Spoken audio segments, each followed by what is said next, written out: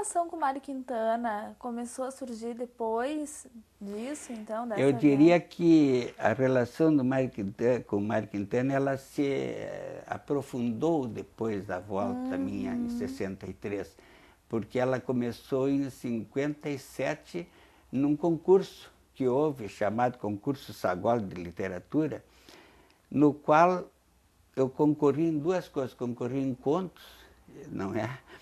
E concorri em poesia. Mas, por incrível que pareça, não é? As pessoas daquela época acharam que eu escrevia melhor contos do que poemas, né? E então eu acabei ganhando segundo lugar no concurso de ficção, que foi ganho pelo Lothar Essel, né, que ganhou o concurso de ficção. E eu ganhei o segundo lugar com os contos. E esses contos agradaram muito ao Érico Veríssimo e à Mafalda. E por isso, eu, quando soube disso, telefonei e, obviamente, eles quiseram me conhecer, porque tinham gostado dos contos. E aí eu aproveitei, né, e pedi para o Érico se não havia um jeito dele me pôr em contato com o Mário, né, Quintana, porque eu contei para ele que eu também escrevia poemas, né. E o Érico, gentilissimamente, me indicou uma pessoa, e essa pessoa, não é, me indicou onde o Mário morava, que era numa pensão da Rua Dona Laura. E aí eu fui procurar o Mário na pensão da Rua Dona Laura e, curiosamente, a dona da pensão me disse que o Mário, naquela hora, 11 da manhã, estava num bar aí próximo, não é, tomando um café. Aí eu não tive dúvida, fui lá e encontrei o Mário no café, sozinho, às 11 da manhã, e conversamos, me recebeu bem. Aí eu mostrei uns poemas, ele gostou, não é? E nasceu a amizade assim. assim. Mas que idade o senhor tinha nessa época? 24 anos, 25 anos. Mas aí ela se aprimorou, foi depois. Porque quando eu voltei da Europa, eu levei para o Mário um livro de poemas que iria depois ser publicado com o título de A Surpresa de Ser. E o Mário ficou muito impressionado com esse livro. E eu disse, olha, Mário, eu estou concorrendo com esse livro a um concurso. O concurso Gonçalves Dias, o centenário de Gonçalves Dias da Associação Brasileira de Escritores. E o Mário, com toda tranquilidade, me disse, tu vai ganhar. Eu digo, mas não, Mário, pelo amor de Deus, é muita gente. Não, tu vai ganhar. E ele tinha gostado tanto dos poemas, e não é que eu ganhei mesmo, né? E aí, quando eu fui agradecer, ele me recebeu muito bem, nasceu a amizade, assim, que durou 36 anos.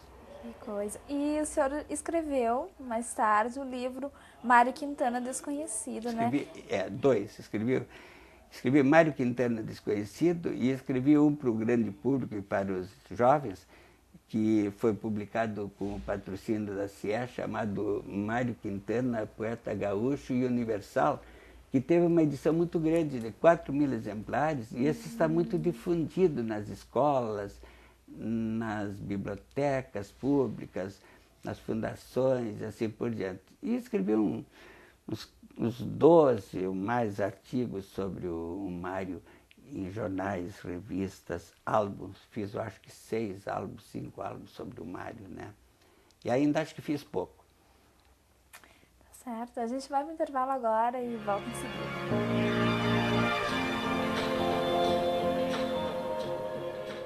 Trevisan, o livro Rosto de Cristo, ele mostra como foi a formação do imaginário cristão, né? Como que foi como foi projetado o Rosto de Cristo? Como que foram essas primeiras imagens, essas primeiras representações? A minha pergunta, digamos, básica foi o seguinte, né? Jesus se encarnou, se fez homem num povo.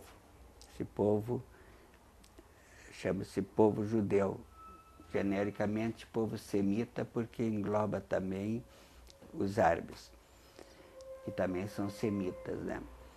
E eu queria saber por que Jesus acabou tomando formas tão diferentes das desse povo, formas físicas mais, digamos, relacionadas com o nórdico do que com o resto, né? E queria saber também que fatores foram levando para esse lado, como é que era no início, como foi depois, como é que, digamos assim, o imaginário cristão começou a reagir. E isso eu comecei um trabalho de uns 14, 15 anos nas minhas aulas, né? Eu dava História da Arte, não é? E aí eu resolvi começar a anotar todas essas coisas. E no fim resultou nesse livro, onde eu mostro que fundamentalmente houve uns 7 rostos diferentes de Cristo, que as épocas iam se formando, e no começo não se representava Jesus, se representava, vamos dizer assim, um símbolo dele. Depois, de repente, começaram a negar o lado histórico de Cristo, então os cristãos começaram a acentuar a sua, digamos assim, realidade física. Não, Cristo teve um corpo de verdade, não é? Não era um corpo fictício, e então começaram a fazer representações mais ou menos, vamos dizer, parecidas com as de um outro ser humano, mas não havia fotografia e tal, né? Aí depois começaram a negar a divindade de Jesus. Não, ele era homem, mas era só homem. Aí então os cristãos reagiram, criando imagens absolutamente fantásticas de Cristo para mostrar, ele não foi um homem comum, ele foi homem e Deus. Então, para isso, inventaram a arte bizantina, né? Ou seja, aquelas imagens de meio corpo, aqueles olhos desmesuradamente abertos, depois davam a Jesus as cores mais sensacionais do mundo, desinteressados de todo o realismo. Queriam apenas que aqueles olhos abertos representassem o fato dele estar vivo. Jesus está vivo agora, porque ele ressuscitou e ele é Deus. Aí veio a Idade Média, né? E a Idade Média, ela se deu conta de que essas duas distâncias, o homem de um lado e o Deus de outro, afastavam as pessoas da realidade dogmática de Jesus. Então, a Idade Média, com as catedrais góticas, principalmente nas entradas das catedrais, nos portais, ela procurou dar uma imagem de Jesus que fosse ao mesmo tempo real e que fosse ao mesmo tempo simbólica. Então ela tentou uma síntese. Aí veio o Renascimento. E o Renascimento é marcado por uma busca naturalista das coisas.